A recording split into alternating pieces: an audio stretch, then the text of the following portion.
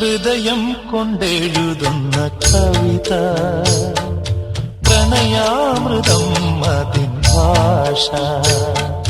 ഹൃദയം കൊണ്ടെഴുതുന്ന കവിത പ്രണയാമൃതം അതിൻ ഭാഷ.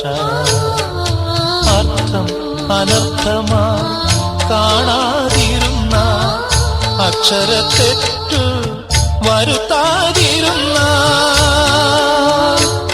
അത് മഹാകാവ്യം. ദാമ്പത്യം ഒരു മഹാകാവ്യം. ഹൃദയം കൊണ്ടെഴുതുന്ന കവിത പ്രണയാമൃതം അതിൻ ഭാഷ.